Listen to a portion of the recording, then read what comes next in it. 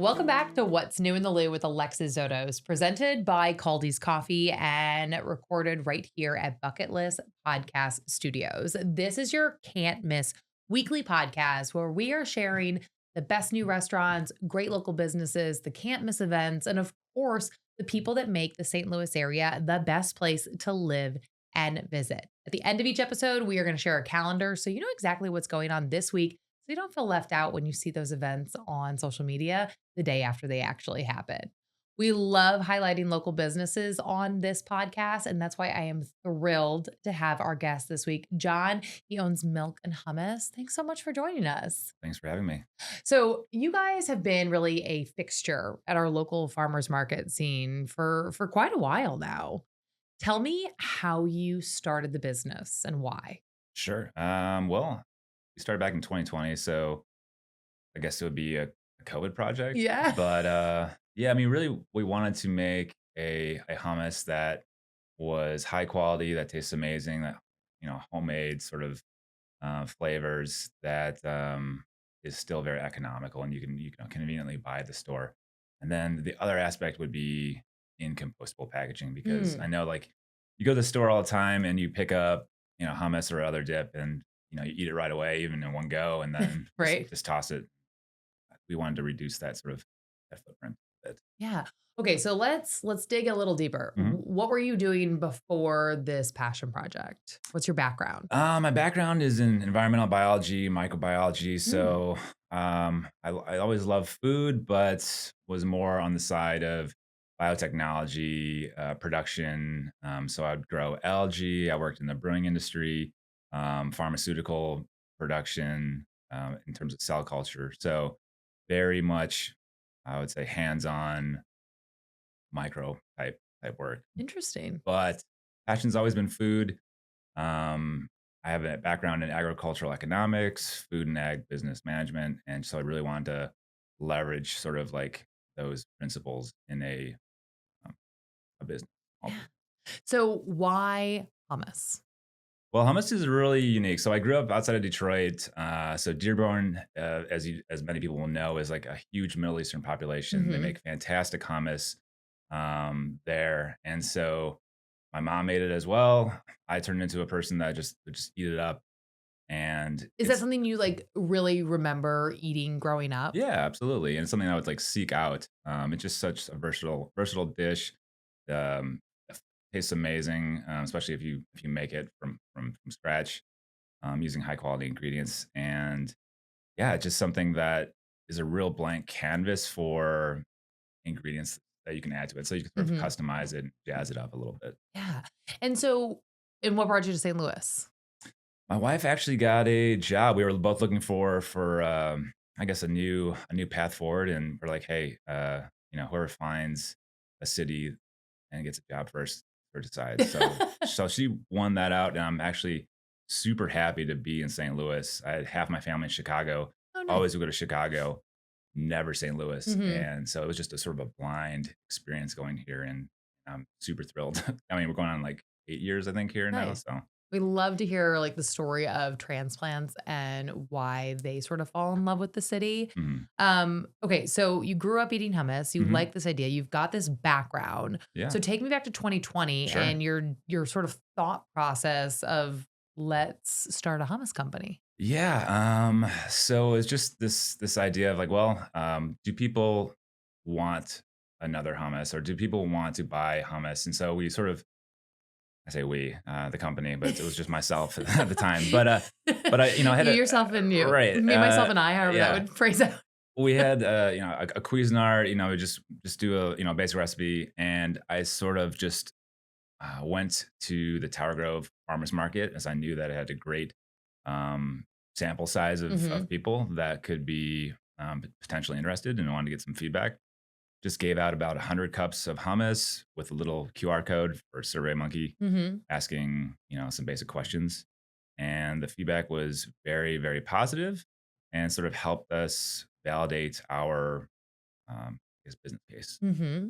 What So were some of the things you heard from those first customers? Like seeing them taste it for the first time, the answers that you saw. What was that like? Um, well, I know we want to be very objective, but we noticed that flavor, texture were very high up on the rankings, Mhm. and so we wanted to really make sure that we could match that and still be economical. Mm. So we we decided, all right, is there enough room for a delivery service? Where would people want to buy it?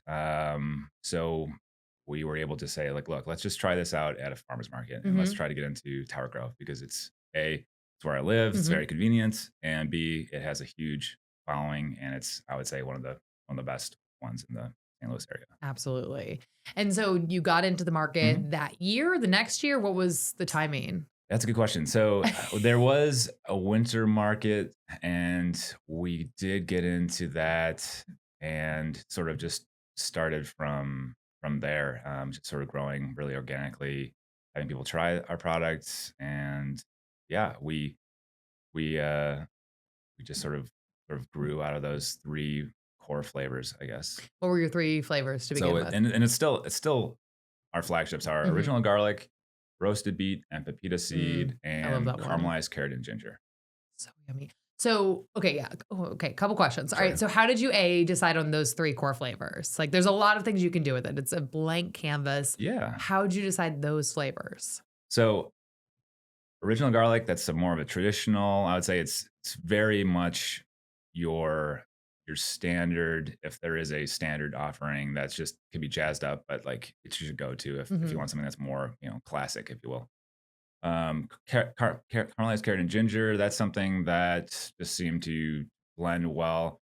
Midwest has a lot of good quality carrots. We also have some good able to grow ginger. Mhm. And same with the roasted beet and pepita. That's just something that I love beets. A lot of people don't, but Oh, I love beets. I feel um, like people that don't love beets have not really given them a good enough try. well, sure. I mean, it can be really like earthy. Some would It say can taste like like dirt. dirt, right? But when you balance them with some toasted pepita seeds, it sort of rounds it all out, and people are very surprised pleasantly of how they're like, oh, maybe I am like a beet, uh, like, or I love this beet Mhm. hummus. I'm surprised. And So it's so beautiful. it is. A lot of kids like it. Little children will gravitate towards the pink or light purple hummus, which is fun because it's so healthy. So Mhm. Okay, so you have those 3 core mhm. flavors. You launch at this winter market. Yeah. What's the biggest challenge of basically being a brand new company, brand Mhm. new, for the most part, product? People have hummus they eat at the store all the Sure. time. Yeah. How do you push your way into what can be a very crowded scene in St. Louis? Yeah. I mean, I was one of the people that would also buy, store-bought hummus quite frequently. I mean, I would eat hummus every day. So, like, if I wasn't making it myself, I would be definitely outsourcing. Mhm. But yeah, it's just something that requires a lot of, especially in the beginning.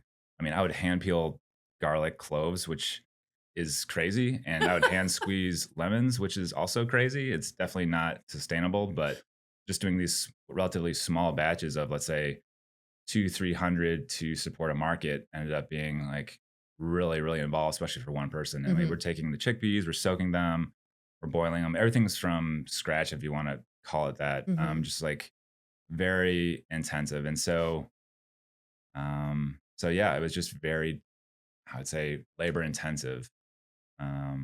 People can always make hummus. People can always make But juice, do people but make hummus? I mean, do but most people make hummus? I think I maybe have tried to do it once in my really? life. Okay, all right. Well, it's something that everyone can do, but maybe not necessarily do Well. well or like want to. Mhm. It is like it is a pain to create it all. Yeah. So So when did you launch in the sort of spring, summer markets? yeah, that was, I mean, 2021. Let's say would be our first Yeah. season, and we did start Tower Grove. We got great feedback. What we did, which was unique besides of our three flagships, was start a rotating seasonal hummus Mhm. offering. And that's something that we've always really wanted to do is to showcase local produce. We have great relationships with small local farmers, both on the Illinois side and the Missouri side. And and yeah, what options? I mean, it just became a unique showcase for the produce, and that's something that we really wanted to do. What were some of those seasonal flavors that you really have loved or that really were popular for people? Sure. Well, I mean, our kale, yeah, which is like, I mean, people grow kale, like Earth Dance Farms, Mhm. or Three Rivers. I mean, those are some farms that we get kale. I mean, we use a spicy pepper blend from, um, uh, was it Dave's Hot Pepper? Mhm. Um, anyway, either way, like we also use we can use ramps, we can use higher, like really unique ingredients or ingredients that are seconds, if you will. Like so ugly fruit or Mm. ugly produce, I should say, that we're blending it into a dip. So it doesn't have to be like very pretty. It just has Mhm. to be very flavorful. And yeah, I mean, there's Do you have a favorite, like, sort of seasonal one-off one that you've done, over the that's years? a great question. So there is a Ancho Ancho Poblano, which is sort of like you would say, "Oh, it's salsa like," but, we have amazing I'd say we have access to amazing peppers, Mm. especially, very colorful, um, pepper assortment. So, like, an Ancho Poblano, hummus was one that I particularly liked. It's a little spicier too. A lot of people regularly gravitate towards spicy, and we don't Mhm. really have that often, so Hmm. Caldy's Coffee has been proudly roasting in St. Louis since 1994. Guided by a commitment to quality, service, and community, Caldy's strives to make every cup a moment of discovery. And get this, thanks to the support of their St. Louis community and fans across the country, they were named USA Today's #1 coffee chain in 2024. Visit Caldy'sCoffee.com to find your nearest cafe, shop coffee for home, or even book a free tour and cupping at their roastery. Follow the goat to your next great coffee experience. Enjoy the rest of the episode. That's cool. What would you say was sort of the biggest challenge in those first the first year of business, other than the fact that you kind of started in the mhm. pandemic, which I imagined wasn't easy. No, yeah. But a lot of businesses, don't survive Mhm. past that year mark. What was your biggest challenge and how did you push through to make it here almost 6 years later? 5 years. What year is it? 2025. 5 years. Yeah, yeah. Well, I mean, so as you grow, you have to sort of be able to streamline and make things a little bit more simple. Mhm. So Are you requires still hand squeezing lemons? no, no. We actually have something called a lemon juice that's still like high quality, but it's already squeezed, so someone Mhm. else can focus on that or peeling garlic. That's something that we could have someone do, and we just sort of have like peeled garlic. Mhm. So yeah, I mean, like in terms of growing, want to make sure things are consistent. So it just requires a lot of consideration to note taking and sort of communication. Growing a good team. I mean, without a good quality team, we would be nothing. Yeah. So So how did you scale up? Because I think that is a big challenge for a lot of yeah, businesses. yeah, They've yeah. got these great ideas. They launch at a farmer's market, but they don't know how to take it from there from, kind of a smaller stand where Mhm. you're doing, X amount of, maybe do you consider it gallons of hummus? I don't know.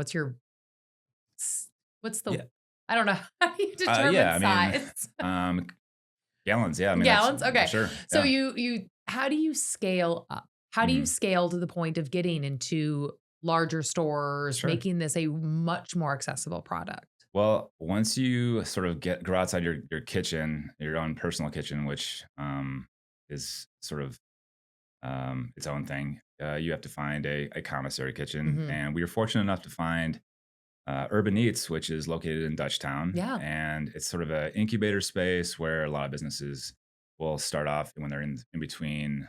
I would say, your house or like homemade sort of operation to something that's more involved. And that was our home for a number of years. And we were able to sort of grow from a team of one to a team of four and sort of uh, have the resources. I walk in refrigeration, which is important, just the space to spread out and you know reduce any hurdles there. Do you remember that moment where you reached the point where, like, you said, "Okay, we gotta get out of our own kitchen and Yeah. get into a bigger" what was that feeling like? Well, I mean, our Cuisinart little kitchen broke, and I'm like, all right, well, maybe I have to have a forecourt, Roboku, which is like, the next step. And then all of a Mhm, sudden, like, holy cow, that's so much easier to make. Instead of making like 4 cups of hummus, which, that's like 2 pounds worth of hummus, mhm. we can make 16 or 8 at a time. And then that just saves so much. So I'm not up till like 2 in the morning with this little Cuisinart, just making batch after batch. And it improves the consistency too, because Mhm, you have to weigh out everything every time. And so we're able to just sort of scale mhm. incrementally and improves everything. That's done on time. And yeah, working with local folks who were interested in sort of the same concept of supporting a more robust local food supply chain, Mhm. was really helpful. And you mentioned that packaging being Mhm. a very big component for you guys. Talk to us about that because I imagine that's not probably the easy route. No.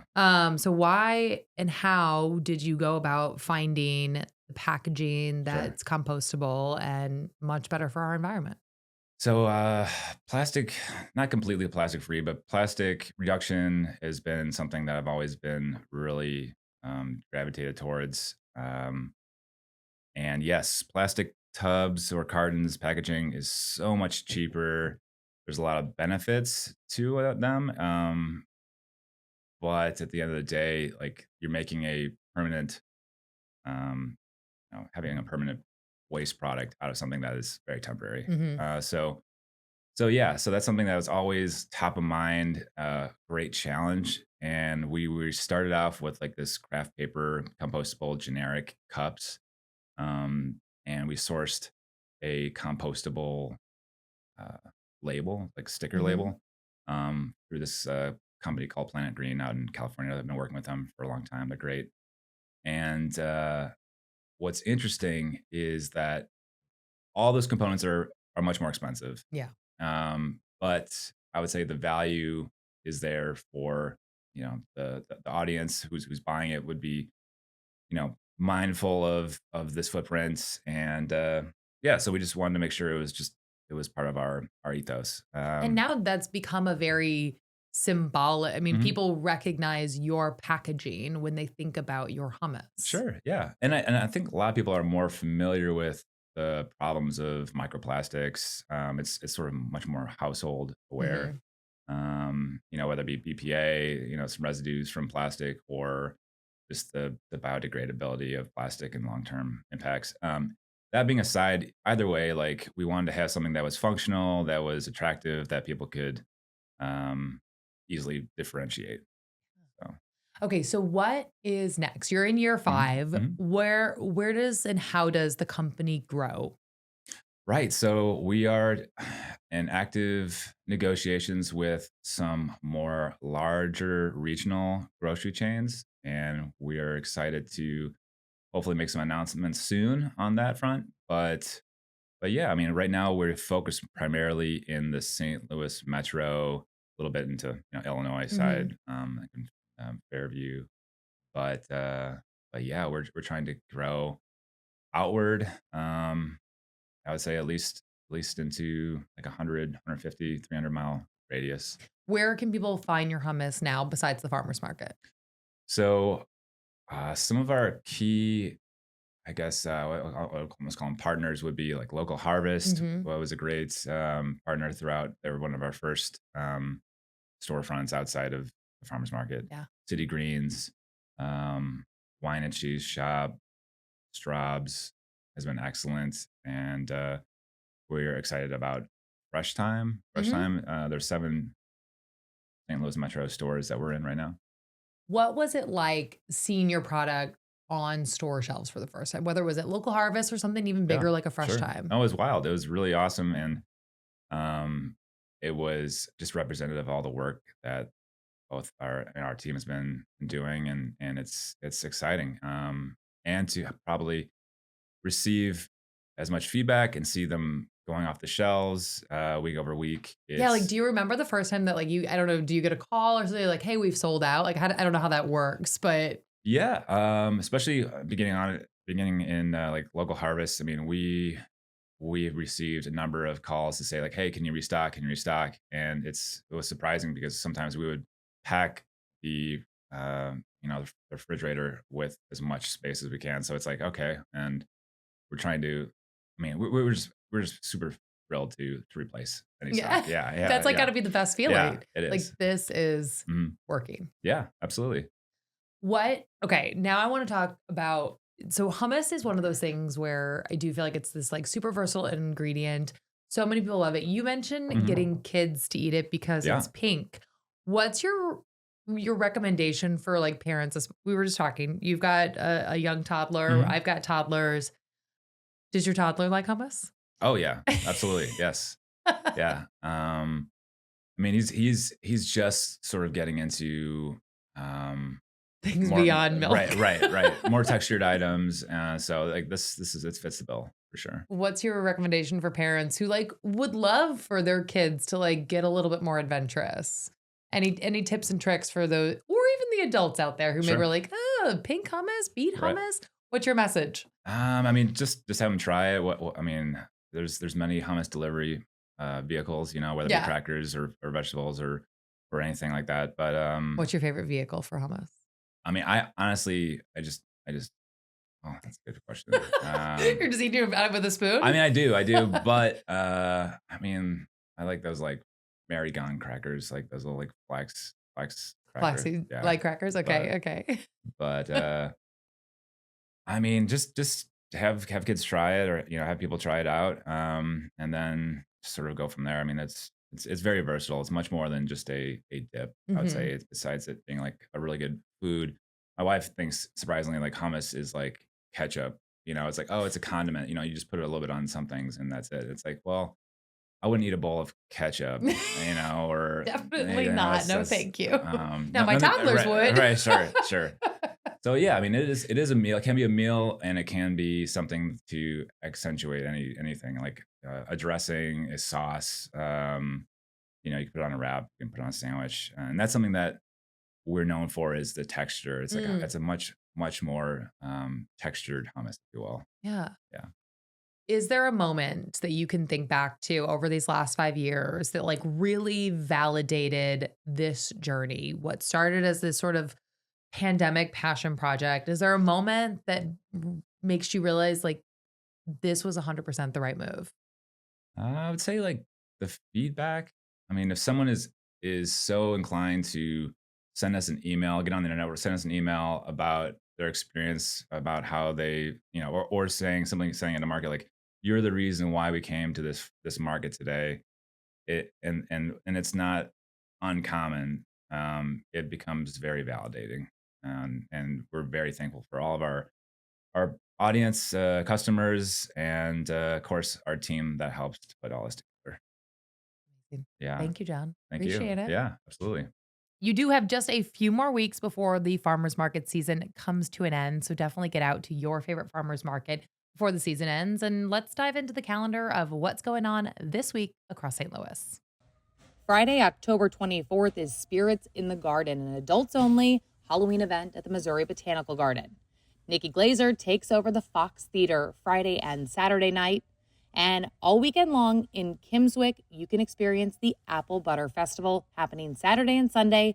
Saturday night is the annual Central West End Halloween party. As always, don't forget to subscribe to What's New in the Lou with Alexis Zoto so you can stay in the know of everything going on in St. Louis. Thanks for listening.